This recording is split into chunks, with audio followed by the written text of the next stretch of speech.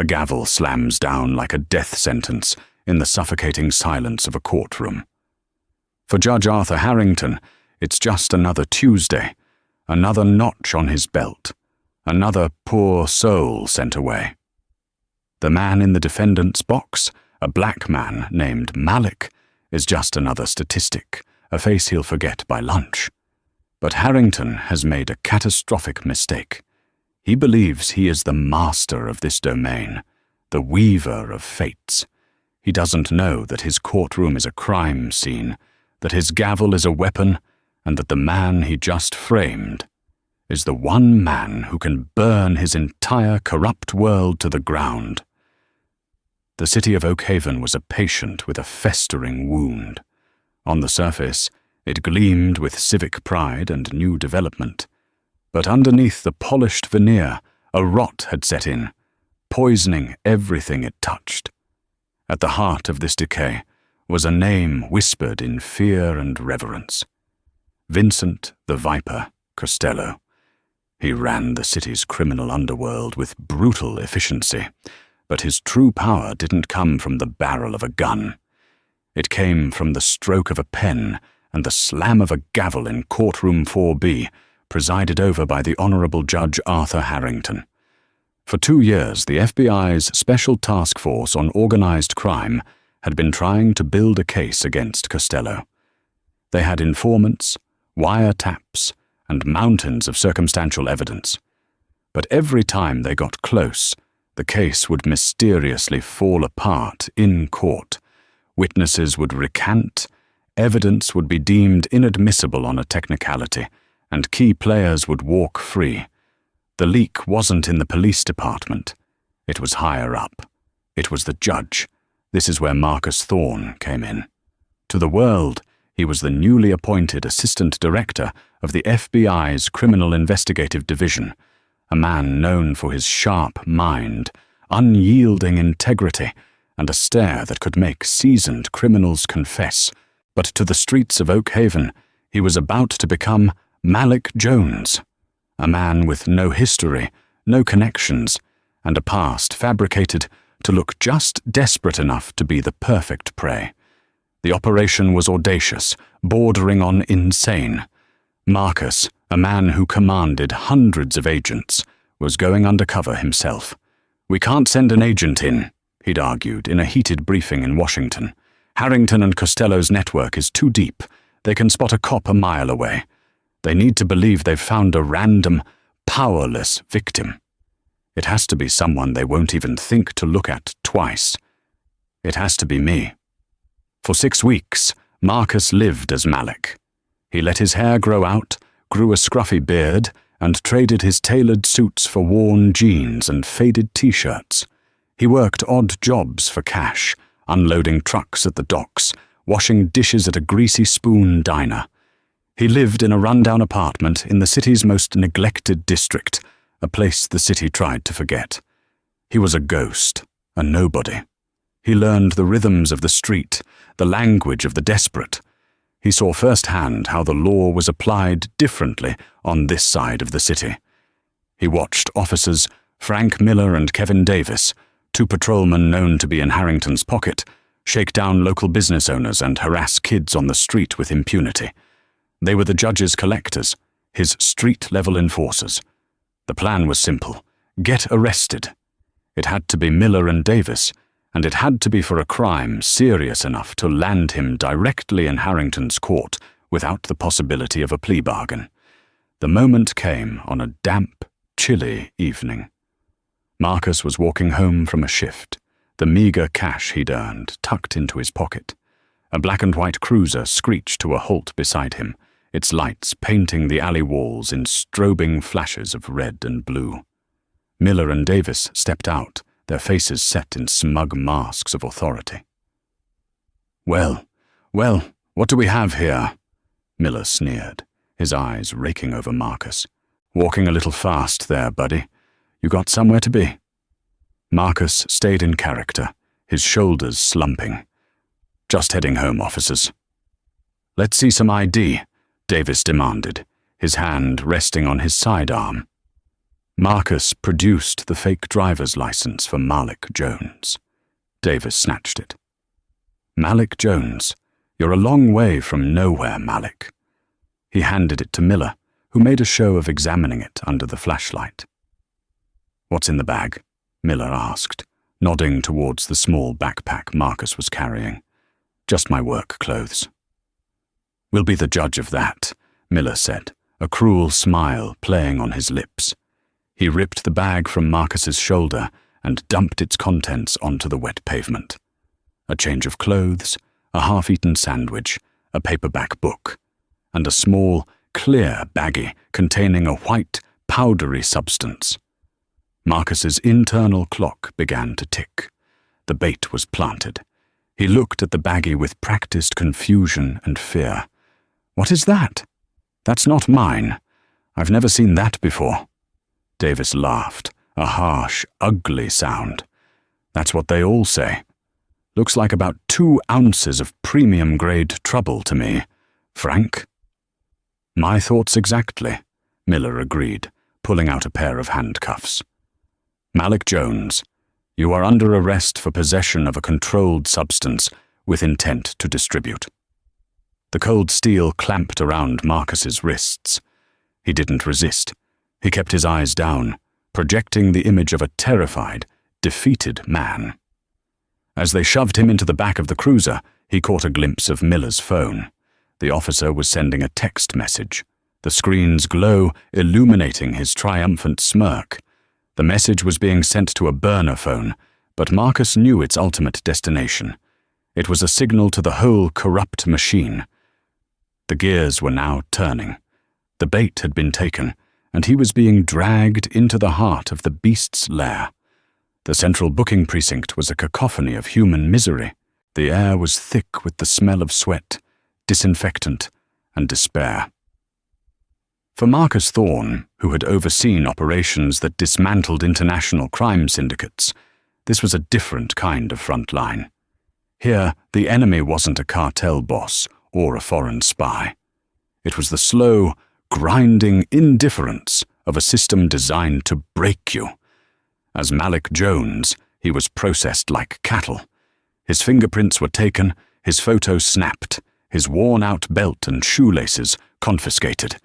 He was stripped of his identity and given a number. Every interaction was designed to diminish him, to make him feel small and powerless. The officers behind the desk were dismissive, the guards were hostile, and the other men in the holding cell were a mixture of hardened criminals and terrified first-timers. Marcus, with his calm and watchful demeanor, fit somewhere in the middle. He observed everything, cataloguing the cracks in the system, the casual cruelty, the shortcuts that were the lifeblood of corruption. After a long, sleepless night on a cold steel bench, he was brought for his arraignment. He was shuffled into a small, windowless room to meet his court-appointed lawyer. A tired-looking woman with dark circles under her eyes and a stack of files that seemed permanently attached to her hip entered and sat down opposite him. "Sarah Jenkins," she said, her voice weary but professional. "I'm your public defender. I've got about 10 minutes before they call your name, so let's make this quick. You're Malik Jones, picked up for possession with intent. 2 ounces of cocaine. Officers Miller and Davis. They're claiming it was in plain view in your bag. This is a serious charge. Given the weight, you're looking at mandatory minimums. The DA is not going to be lenient." She spoke in a rapid-fire monotone, the sound of someone who had given this same speech 100 times to 100 different men. Marcus looked at her, truly looked at her. He could see the spark of a fighter buried under layers of exhaustion and cynicism. "It wasn't mine," he said, his voice quiet but firm. "They planted it." Sarah let out a sigh, a sound heavy with disappointment. "Mr. Jones, everyone says that. I have 23 active cases right now. I need something more to work with than they planted it. Did they have cause to stop you? Did you say anything incriminating?" "They stopped me for walking too fast," Marcus replied evenly. And I said nothing. Something in his tone, a lack of the usual panic or defensive anger, made Sarah pause. She looked at his file again, then back at him. There was an intelligence in his eyes, a stillness that was out of place. Miller and Davis, she muttered to herself. They have a reputation. Their reports are always a little too perfect. She sighed again. Look, the bail hearing is next.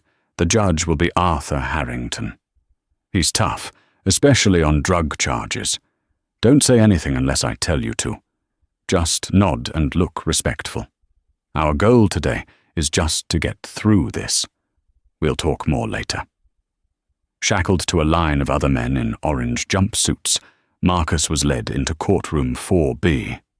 It was an old, wood-paneled room that tried to project an aura of solemnity and justice, but the dust motes dancing in the shafts of light and the faint scent of decay told a different story.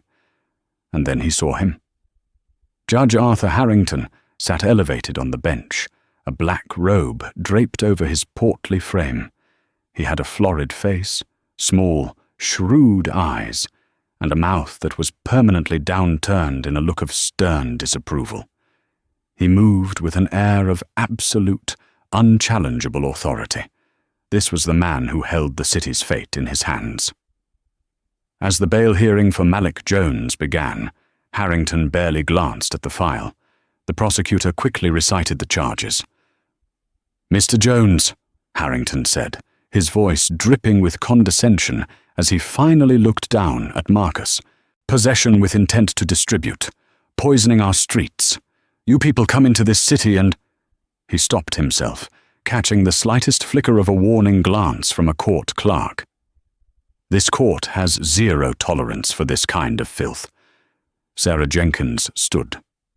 "Your Honor, my client has no prior convictions. He has ties to the community, tenuous though they may be, and is not a flight risk. We request bail be set at a reasonable amount." Harrington scoffed, a small dismissive sound. "No priors that we know of. These transient individuals are a plague. They drift in, commit their crimes, and drift out.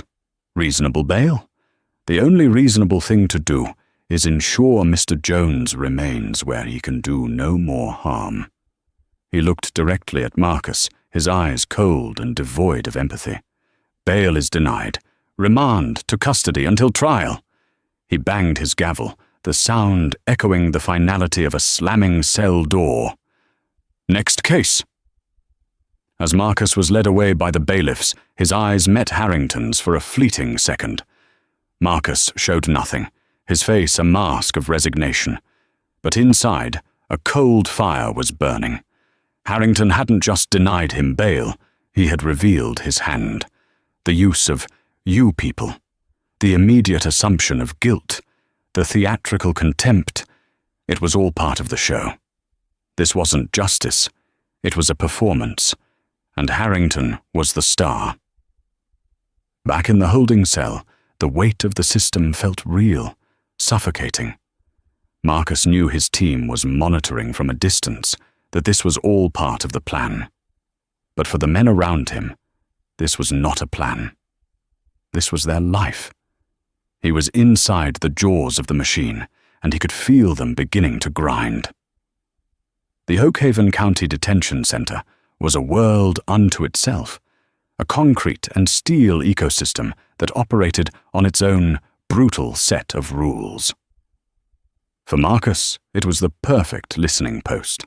Stripped of his rank and authority, he was just another inmate, invisible and underestimated, and in a place like this, being invisible was a superpower. He spent his days in a state of heightened awareness, his FBI training kicking into overdrive. He was a sponge, absorbing the prison's rhythm, its power dynamics, its currency of fear and favor. He listened to the guards' casual conversations, noting their biases and their blind spots. He watched the inmates, deciphering the coded language and silent signals that passed between them. His target was information on the pipeline between the street and the courtroom. He needed to find the link, the whispers that connected Costello, Harrington, and the beat cops like Miller and Davis. He found it in the unlikeliest of places, the prison library. It was a small, dusty room filled with tattered paperbacks, a sanctuary for those seeking a temporary escape. An old inmate named George Pops Washington ran the place. Pops had been inside for 20 years, a lifer who had seen it all. He was quiet, observant, and respected by every faction in the jail. Marcus started spending his allotted time in the library, not just to read, but to talk to Pops. He didn't push or pry. He asked about books, about life inside, and he listened. Pops, in turn, seemed to recognize something different in Malik. He saw a man who wasn't broken by the system, but was studying it. One afternoon, as Marcus was shelving books, he mentioned his case. "Got picked up by Miller and Davis," he said, casually. "Planted a bag on me."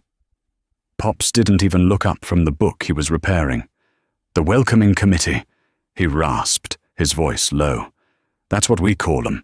They bring fresh meat for the judge's grinder." "Harrington?" Marcus asked, keeping his tone neutral. "There's only one judge that matters for cases like ours," Pops said, finally meeting Marcus's gaze. His old eyes were sharp and knowing. "Harrington runs his courtroom like a factory. Cops bring him the parts, he assembles the convictions, and the product gets shipped out here. Everybody gets what they want." "What does Harrington want?" Pops gave a dry, humorless chuckle. "What do all powerful men want? More power and money. You don't get a house on Silver Lake and send your kids to Ivy League schools on a judge's salary. Not without a little help from your friends." "Friends like Vincent Costello," Marcus ventured, the name a carefully placed stone dropped into a still pond. Pops's demeanor changed instantly. The friendly old librarian vanished, replaced by a wary inmate. "You don't say that name in here. Not unless you want to find a shiv in your ribs.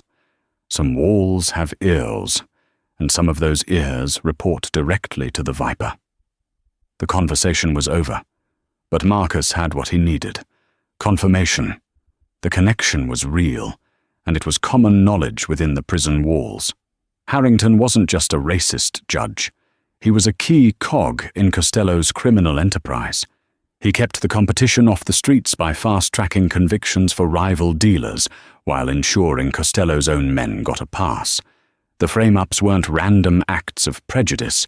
They were strategic moves to fill a quota and maintain a profitable partnership. Meanwhile, on the outside, Sarah Jenkins was finding her own reasons for suspicion. The perfect police report from Miller and Davis was starting to unravel under her scrutiny. The dashcam footage from their cruiser had a convenient and inexplicable 3-minute gap right around the time of the stop. The chain of custody for the evidence bag was sloppy, with a signature that was barely legible. Driven by a gut feeling she couldn't shake, she started digging into old case files involving the two officers. A pattern emerged. Dozens of arrests over the past few years, all with similar fact patterns. A lone minority defendant, a traffic stop for a minor infraction, and the discovery of a significant quantity of drugs. And nearly every single one of those cases had been funneled into Judge Harrington's courtroom and ended in a swift conviction. She scheduled another meeting with Malik in the jail's visitation room. "You were right," she said, her voice a low, intense whisper as she leaned over the table. "This is bigger than just you. Miller, Davis, and Harrington. It's a system. I found at least 15 cases just like yours. But it's all circumstantial. It's a pattern of behavior, not hard proof of a conspiracy." "What about the dash cam?" Marcus asked. "The official report says equipment malfunction. It's a dead end," she said, frustration clear in her voice. "They're covering for each other. The DA's office is accepting their reports without question. To win this, I need more than a pattern. I need something that blows this whole thing wide open." Marcus looked at her, his expression unreadable. He knew his team was gathering that proof, compiling financial records and tracking communications between Harrington and Costello's lieutenants. But Sarah didn't know that. She was fighting this battle alone, armed with nothing but her intellect and a growing sense of outrage. "Just keep digging," Marcus told her. "Question everything at trial. Make them lie on the stand. Make them contradict themselves. Every lie they tell is a thread. Pull on enough of them, and the whole tapestry will unravel." Sarah looked at her client, a man the world had labeled a drug dealer. But he spoke with the clarity and confidence of a strategist. For the first time, a flicker of hope ignited within her. This wasn't just another lost cause. This was a fight. And for some reason, she felt like the man sitting across from her was ready for it. The day of the trial arrived with a heavy, oppressive stillness. Courtroom 4B was Judge Harrington's kingdom, and from the moment he swept in, his black robes billowing behind him, he made it clear who was in charge. He greeted the prosecuting attorney, a slick, ambitious man named Robert Vance, with a warm nod, and shot Sarah Jenkins a look of undisguised irritation. The jury selection was a masterclass in judicial manipulation. Harrington, with subtle cues and leading questions, steered the selection towards a panel that was predominantly white, older, and inclined to trust law enforcement without question.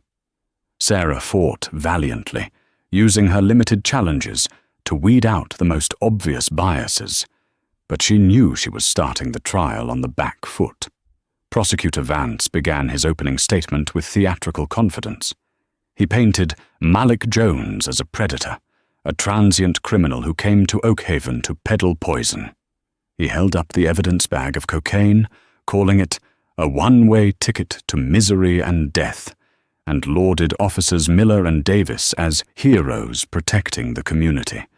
When it was Sarah's turn, her approach was starkly different. "This case isn't about drugs," she began, her voice clear and steady, addressing the jury directly. "It's about the abuse of power. It's about a story crafted by two police officers that is too neat, too convenient, and too full of holes.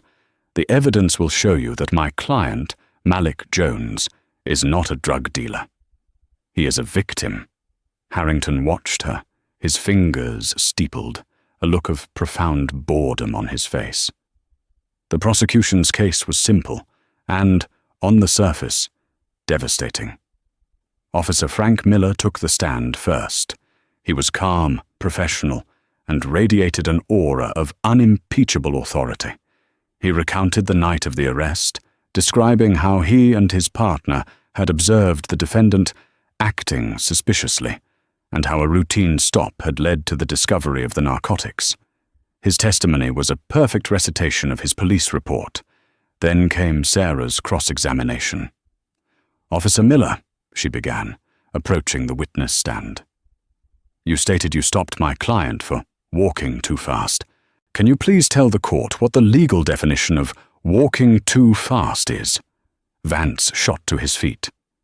"Objection? Relevance?" "Sustained," Harrington grunted, without even looking at Sarah. Sarah pivoted. "Officer, your report mentions a 3-minute gap in your dashcam recording due to an equipment malfunction. Is that correct?" "Yes, ma'am. The older units can be unreliable," Miller said smoothly.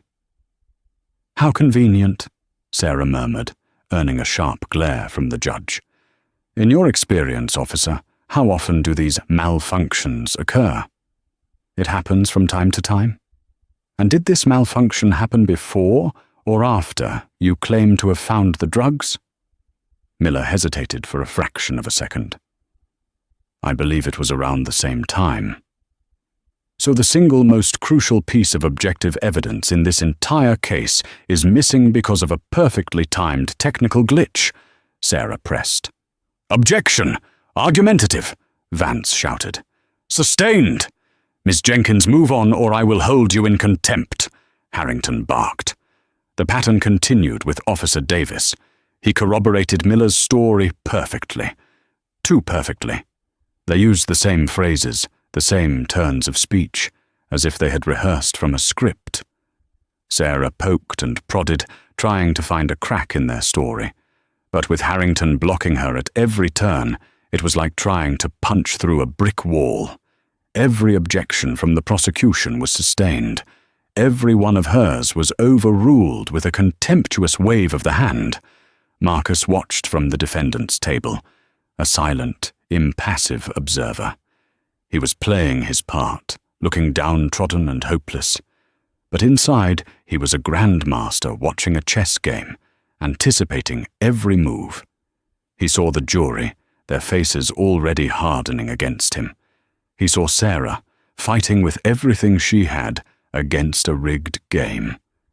And he saw Harrington, the smug puppet master, pulling all the strings. During a recess, Sarah sat beside him, her shoulders slumped in defeat. I'm sorry, Malik, she whispered, her voice strained. He's not letting me lay a glove on them. The jury sees me as an obstructionist and them as heroes. We're losing. Marcus looked at her, his eyes holding a depth she couldn't comprehend. You're doing exactly what you need to do, he said, his voice a low rumble. You're showing them the system. You're putting the corruption on the record.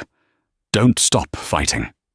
His words, his unnerving calm, gave her a small jolt of renewed energy. She didn't understand this man, but she was starting to believe in him.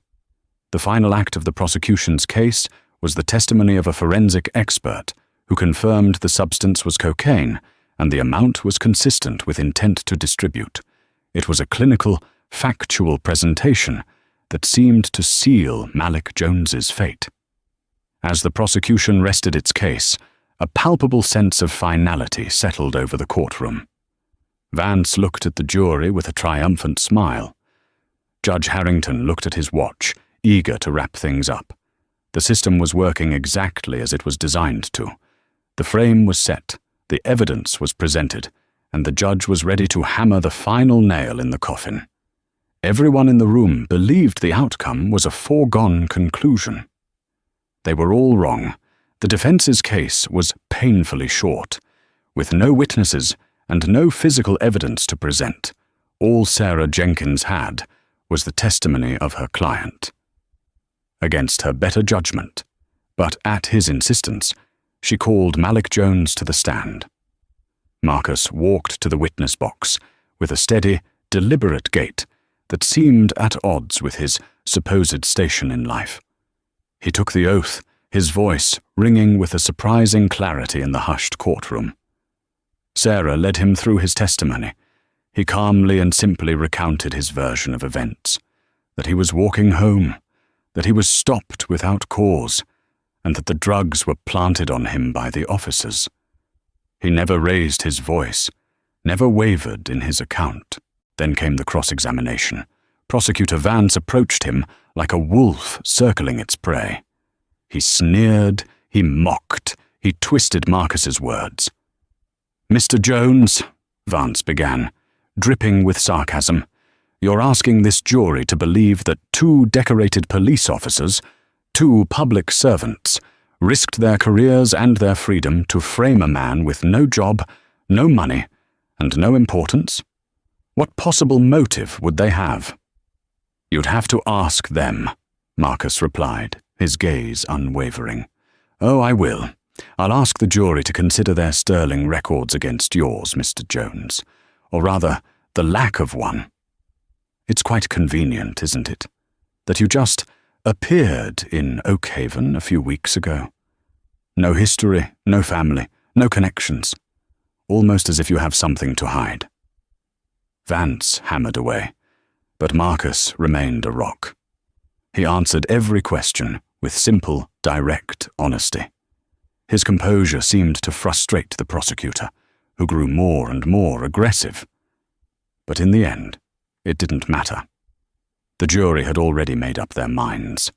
After closing arguments, where Vance painted Marcus as a menace, and Sarah made a passionate plea for them to see the reasonable doubt she saw so clearly, the jury filed out. They returned in less than 20 minutes. The speed of the verdict was a brutal omen. The foreman, a stern-faced man who had avoided eye contact with Marcus throughout the trial, handed a slip of paper to the bailiff. The bailiff passed it to Judge Harrington. Harrington read the verdict to himself first, and the faintest hint of a smile touched his lips. He cleared his throat. On the charge of possession of a controlled substance with intent to distribute, we the jury find the defendant, Malik Jones. He paused for dramatic effect. Guilty. A collective sigh of relief seemed to pass through one side of the courtroom. Sarah Jenkins slumped in her chair, the blow landing with physical force.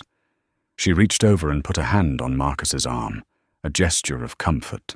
He, however, remained perfectly still. He simply watched Judge Harrington, his expression unreadable. Sentencing will take place immediately, Harrington announced, eager to close the book on this case. Mr. Jones, please rise. Marcus stood, his movements fluid and unhurried. Harrington leaned forward, relishing his moment of victory. He removed his glasses and looked down at Marcus with a look of utter contempt. Malik Jones, this court has found you guilty of peddling filth on the streets of our fine city. Your crime is not merely a legal transgression, it is a moral one. You, and people like you, are a cancer that we must cut out. You prey on the weak and contribute nothing to society. You are, in short, a liar, a criminal, and a parasite. The judge's voice boomed with self-righteous fury. He was no longer a judge, he was a priest condemning a sinner. Therefore, it is the sentence of this court, he continued, that you will serve no less than 15 years in a state penitentiary, with no possibility of parole for the first 10. This should serve as a message. It was at that moment that Marcus chose to act. Your Honor, he said, his voice cutting through Harrington's tirade. It wasn't loud, but it had a quality of command that made everyone in the room, including the judge, fall silent. Harrington stared, stunned by the interruption. The defendant will be silent. You have nothing more to say. On the contrary, Your Honor, Marcus said, his voice gaining strength. I believe I am entitled to make a statement before sentencing is finalized, and I have quite a lot to say. Sarah Jenkins looked at her client in a panic. What was he doing? He was only making things worse. She tried to pull him back, to whisper for him to stop, but he gently shook his head. Harrington, intrigued and arrogant, leaned back in his chair. A small, cruel smile played on his lips. Very well, Mr. Jones. Let's hear it. Let's hear the pathetic excuses of a common criminal. The floor is yours. Amuse us. He gestured magnanimously. In his mind, he was giving the condemned man one last bit of rope to hang himself with. Marcus Thorne looked around the courtroom. He met the eyes of the jury, the prosecutor, and his own bewildered lawyer. Then his gaze settled on Judge Arthur Harrington, a predator locking eyes with its prey. The performance was over. The investigation was about to reach its stunning conclusion. The air in the courtroom crackled with a tension that no one could explain. They were all standing on the edge of a precipice, about to witness a fall they could never have imagined. Thank you, Your Honor, Marcus began, his voice now devoid of the meekness he had feigned for weeks. It was a new voice, crisp, articulate, and imbued with an authority that seemed to come from a place far beyond the confines of a defendant's box. The entire courtroom leaned in, captivated by the sudden shift in his demeanor. For the past 3 days, he continued, turning slightly to address the jury. "You have listened to a story, a well-rehearsed narrative about a man named Malik Jones, a supposed drug dealer. You heard the testimony of Officers Miller and Davis, who painted themselves as vigilant protectors of this city."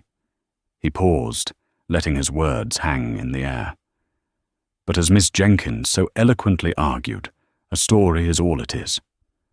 And it's a story full of holes. Let's talk about that 3-minute gap in the dash cam footage, for instance. An equipment malfunction, Officer Miller called it."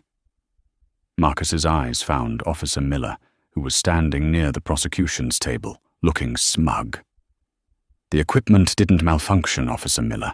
It was manually deactivated at 9:14 p.m. and reactivated at 9:17 p.m. Just long enough for Officer Davis to exit the vehicle, approach my side, and place the bag of narcotics, which had been in the cruiser's glove compartment since the beginning of your shift, into my backpack." Miller's face went pale. Prosecutor Vance shot to his feet. "Objection! The defendant is making wild, unsubstantiated claims." "I'm just getting started," Marcus said, his voice cutting through the objection like a scalpel. He turned his attention to the judge. "This frame-up, Your Honor, was efficient. Almost as efficient as the 15 other identical cases prosecuted in this very courtroom over the past 2 years, all involving minority defendants, all arrested by the same 2 officers, and all resulting in maximum sentences delivered by you." Harrington's face, once florid and arrogant, was now a mask of disbelief and rage. "Bailiff, restrain the defendant. His outburst is over." But the 2 bailiffs flanking Marcus hesitated, mesmerized by the scene unfolding. "I don't think you want to do that," Marcus said calmly. He looked past Harrington, towards the main doors at the back of the courtroom. "Because this isn't an outburst. It's a debriefing." His eyes shifted to Vance. "And you, Mr. Vance, you were so curious about my motive, about why 2 decorated officers would frame an unimportant man. They did it because they were ordered to. Just as you are ordered to prosecute certain cases with extreme prejudice while letting others slide." He then looked directly at Judge Harrington, his voice dropping to a steely, accusatory tone. "They do it for the same reason you do, Your Honor. For the money. For the monthly payments that are funneled from the accounts of Vincent Costello through 3 shell corporations and into an offshore account in the Cayman Islands, account number 734-9B-41. A collective gasp swept through the courtroom. Sarah Jenkins stared at her client, her mind reeling. How could he possibly know these things? Judge Harrington slammed his gavel repeatedly, the sound now frantic and powerless. "Contempt. Contempt of court. I order you to be silent. This is a circus." "No, Your Honor," Marcus said, his voice rising to fill the chamber. "This is a federal sting operation, and you are its primary target." He reached into the pocket of his orange jumpsuit, an act that should have been impossible, and pulled out a small, flat object. He held it up. It was a badge, an FBI badge. "My name is not Malik Jones," he declared, his voice resonating with the full force of the United States government. "I am Assistant Director Marcus Thorne of the Federal Bureau of Investigation." At that exact moment, the heavy oak doors at the back of the courtroom burst open.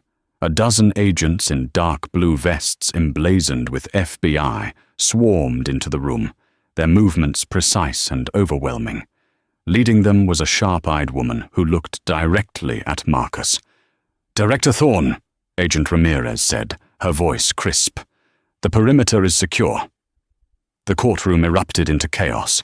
Reporters in the gallery scrambled for their phones. The jury stared in stunned silence, their mouths agape. Officers Miller and Davis were frozen in place, their faces a portrait of pure terror as 2 agents moved to apprehend them. Prosecutor Vance staggered backward, collapsing into his chair as if his legs had given out. But Marcus Thorne had eyes for only one man. He looked at Judge Arthur Harrington, who was half standing, his face ashen, his gavel fallen from his trembling hand. The black robe that had been a symbol of his power now looked like a funeral shroud. "Arthur Harrington," Marcus said, his voice cold and final, "you are under arrest for racketeering, conspiracy, money laundering, and obstruction of justice." 2 federal agents ascended the steps to the bench, the sacred space of the court now a crime scene. They cuffed the sputtering, incoherent judge who just moments before had been the most powerful man in the room. Marcus Thorne stood tall in his orange jumpsuit, a symbol of the very system the judge had corrupted. He had walked into the lion's den disguised as a lamb, and he had brought the whole jungle down with him. The immediate aftermath of the reveal was a maelstrom of controlled chaos.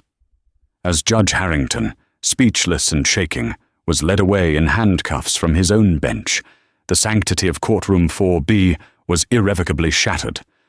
What was once a hall of justice had been exposed as a criminal's boardroom, and its CEO was now in federal custody. Officers Miller and Davis offered no resistance. The color had drained from their faces, replaced by the sick, grey pallor of men who knew their lives were over. As they were read their rights, their eyes darted around frantically, searching for an escape that didn't exist. Their world of petty tyranny and guaranteed impunity had evaporated in less than 5 minutes. Sarah Jenkins remained frozen in her seat beside the man she had known as Malik Jones. Her mind was a whirlwind of confusion, shock, and a dawning, brilliant sense of vindication. Every instinct she'd had about this case, every suspicion she'd harbored about the corruption in the system was not just true. It was the subject of the highest-level federal investigation. Marcus, Director Thorne, turned to her. The hardened mask of the undercover operative softened for a moment, and she saw the man beneath. "Ms. Jenkins," he said, his voice now filled with a deep, genuine respect. "I apologize for the deception. It was a necessary part of the operation. You should know you're one of the finest public defenders I have ever had the privilege of observing. You fought for me when you had every reason not to. You upheld your oath, even in a court where it was meaningless." Sarah could only stammer. I don't understand. You let them convict you?" "We had to," Agent Ramirez explained, stepping forward. A conviction and sentencing by Judge Harrington was the final, undeniable act that tied the entire conspiracy together. It was the keystone. By framing Director Thorne, he sealed his own fate. The full scope of the operation, codenamed Fallen Gavel, was revealed over the next few hours. While Marcus had been on the inside, his team had been working tirelessly on the outside.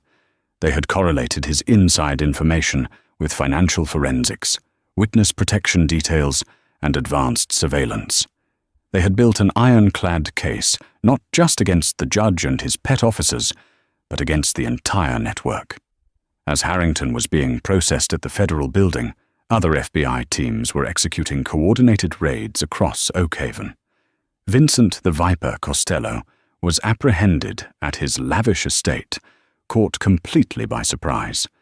His top lieutenants, several city officials on his payroll, and a handful of other corrupt police officers were rounded up simultaneously. The rot Marcus had felt in the city wasn't just being treated, it was being surgically removed. News cameras flocked to the courthouse, their broadcasts going national. The story was sensational. A sitting judge arrested in his own courtroom by an undercover FBI director he had just sentenced to prison. It was a tale of hubris and justice so perfect it seemed scripted. For Marcus, the work was far from over. He was taken to a secure location where he finally shed the identity of Malik Jones. After a hot shower and a change into a crisp suit, he looked like himself again. but his eyes held the weight of what he had experienced. He had seen the justice system from the bottom up, and the sight was uglier than he could have imagined. He personally oversaw the initial interrogations. Miller and Davis folded within an hour, each one trying to betray the other to get a better deal. They confessed everything: the frame-ups, the kickbacks, the orders they took from Harrington. Harrington himself was a different story. He blustered and threatened, citing judicial immunity and accusing the FBI of a vendetta. But when Marcus walked into the interrogation room and laid out a series of satellite photos showing Harrington meeting with Costello on his private yacht, followed by bank statements from his offshore account with perfectly matching deposit dates, the judge's facade crumbled. He sat in stunned, defeated silence. The master of the universe was just a common criminal caught in an airtight trap. The reckoning had come to Oakhaven. The fall of Harrington and Costello sent shock waves through the city's political and legal establishments. It was a brutal, necessary purge, a cleansing fire that would allow for the possibility of true justice to finally take root. In the months that followed, the city of Oakhaven underwent a painful but necessary transformation. The federal trials of Arthur Harrington, Vincent Costello, and their co-conspirators became a public spectacle, laying bare the depth of the corruption that had plagued the city for years. Marcus Thorne did not testify in person, but provided a detailed deposition that served as the backbone of the prosecution's case. The evidence was overwhelming. The financial records, the confessions of Miller and Davis, who both took plea deals for reduced sentences, and the testimony of dozens of other individuals who had been caught in Harrington's web painted a damning picture. The former judge was a shadow of his former self.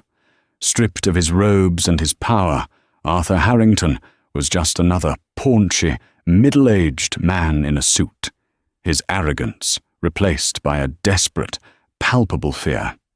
He was found guilty on all counts and sentenced to life in federal prison, a fate he had so callously meted out to countless innocent men. The irony was lost on no one. Vincent Costello, the Viper, was also convicted, his criminal empire dismantled for good. He would spend the rest of his days in a Supermax facility, his power confined to a 6-by-9-foot cell. But for Marcus Thorne, the victory was about more than just putting bad men behind bars. It was about repairing the damage they had done. He spearheaded a joint task force with the Department of Justice to review every single case that had passed through Harrington's courtroom in the last decade. It was a monumental undertaking. One by one, wrongful convictions were overturned. Men who had lost years of their lives to Harrington's corrupt grinder were exonerated and released. Families were reunited. Lives were, piece by piece, put back together. George Pops Washington, the old prison librarian who had first confirmed Marcus's suspicions, was among those whose sentences were reviewed and eventually commuted. Sarah Jenkins became a local hero. Her tireless defense of Malik Jones was lauded as a testament to the principles of public defense. She was offered a senior position in a newly reformed public defender's office, with the resources and staff to ensure that no one would face a rigged system alone ever again. She accepted, determined to be part of the solution. One crisp autumn evening, months after the trial, Marcus returned to Oakhaven, not as an undercover operative, but as the assistant director of the FBI. He met Sarah at a small cafe overlooking the city skyline. "Look at it," Sarah said, gesturing to the city lights. "It feels different now, cleaner, more hopeful." "Justice has a way of doing that," Marcus replied, a faint smile on his face. "It's a long road, but it's worth it. None of this would have been possible without people like you, Sarah. People who keep fighting, even when the fight seems lost." "I had a feeling about you, you know," she admitted with a laugh. "I told my colleagues I had a client who was either completely innocent or the most convincing sociopath I'd ever met. I'm glad it was the former." They sat in comfortable silence for a moment. Two warriors who had fought on the same side of a secret war. Marcus had gone into the darkness to expose it. But it was people like Sarah, working every day in the trenches, who would have to keep the light on. As he prepared to leave, Marcus looked out at the city once more. His work in Oakhaven was done. The wound had been cleansed. The patient was healing. It was a stark reminder that sometimes, to fix a broken system, you have to be willing to break it wide open. And sometimes, the most powerful man in the room isn't the one in the judge's robes, but the one in the defendant's box, waiting for the perfect moment to deliver a verdict of his own. 2 years passed. The seasons in Oakhaven turned, washing the city with rain and sun, and with them, washing away the most visible stains of its corrupt past. The sensational trials of Judge Harrington and the Costello Syndicate faded from the national headlines into local legend, a cautionary tale whispered to new recruits at the police academy, and a case study for law students.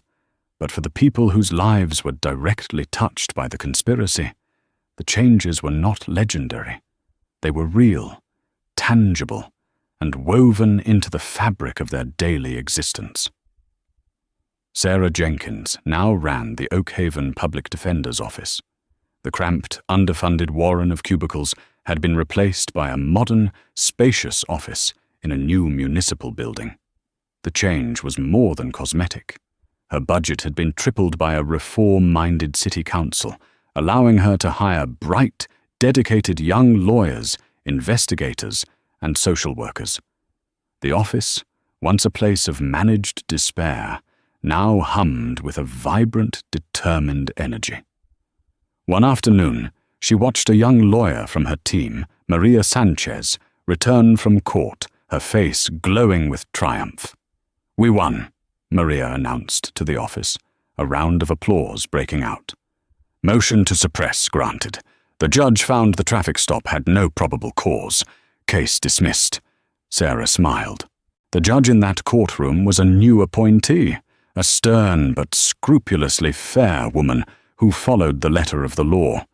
2 years ago, a motion like that would have been laughed out of Harrington's court. Today, it was the standard. The system was slowly, painstakingly, healing itself. "That's great work, Maria," Sarah said. "What did I tell you? You attack the procedure. You make them justify every step." "It's just, I can't imagine what it was like for you," Maria said, her voice full of awe, arguing in front of him. "It was a different world," Sarah admitted, a distant look in her eyes. "But it's a world that doesn't exist anymore. Let's make sure it never comes back." Miles away, in the desolate landscape of ADX Florence, the federal supermax prison, former Judge Arthur Harrington was living in that different world. Here, there were no black robes, no elevated bench, no symbols of power. There was only a concrete box and the crushing weight of endless identical days. His name was gone, replaced by inmate number 7922 de Hawaii 12. He was no longer a weaver of fates. He was a ghost in the machine he had once so gleefully operated. The other inmates, a collection of the nation's most dangerous criminals, regarded him with a particular kind of contempt. He wasn't a gangster or a kingpin. He was a hypocrite, a man who had wielded the law like a weapon, only to be felled by it himself. One day in the prison yard, during his 1 hour of allotted recreation, a wiry inmate with cold, dead eyes approached him. "Harrington, right?" the inmate hissed, his voice a low threat. Harrington, whose spirit had been eroded to a nub of perpetual fear, flinched. "I don't know you. You should. You sent me up. 15 years for a possession charge. Cops were Miller and Davis." The inmate's lips twisted into a cruel smile. Funny how things work out. I get out in 3 years on that appeal your FBI friend started. But you? You're never leaving. Every day you're in here, I want you to remember the faces of the men you sent here. Because now, you're just one of us." The inmate walked away, leaving Harrington trembling, not from the threat of violence, but from the chillingly perfect karma of his new reality.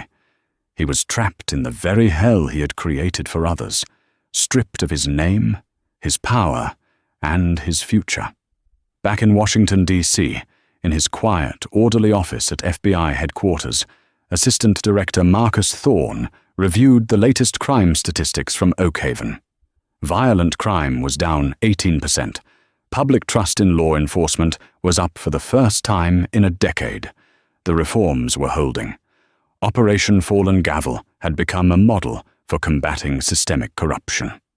Marcus had been promoted, given more oversight, and was now tasked with creating similar internal affairs units in other troubled cities. The work was demanding, bureaucratic, and a world away from the grit of his undercover assignment. Yet, he found a deep satisfaction in it. Pinned to a corkboard behind his desk, amidst charts and official memos, was a small newspaper clipping from the Oakhaven Gazette. It was a photo of Sarah Jenkins cutting the ribbon on her new office. She had sent it to him with a simple, handwritten note. "Look what you started." He sometimes thought about Malik Jones, the ghost he had been for 6 weeks. He remembered the cold of the cell, the taste of prison food, the suffocating feeling of powerlessness. It was a scar on his soul, a memory he would carry forever. But it was also his greatest strength. It gave him a perspective that no other director in the Bureau possessed. He knew what the system felt like from the bottom, and he would spend the rest of his career fighting to fix it from the top. The city of Oakhaven was healing, but the scars remained. They were a reminder of how easily justice could be perverted, but also a testament to the fact that no system is so broken that it cannot be reclaimed by the brave and the just. The fall of one corrupt judge had not solved all the world's problems, but for one city, it had allowed a new dawn to break. The story of Marcus Thorne and Judge Harrington is a powerful reminder that the scales of justice can be tipped by corruption, but they can always be set right by courage and truth. It shows that no one is above the law, and that integrity can be found in the most unexpected places, from the highest ranks of the FBI to the overworked office of a public defender. Karma in this story wasn't just a concept. It was a federal task force, and its arrival was devastating for those who thought they were untouchable. If this story of justice served and corruption crushed resonated with you, please help us share it. Hit that like button. Share this video with someone who needs to see that the good guys can still win, and subscribe to our channel for more incredible stories of karma and justice in action. Let us know in the comments what you thought about Director Thorne's audacious plan.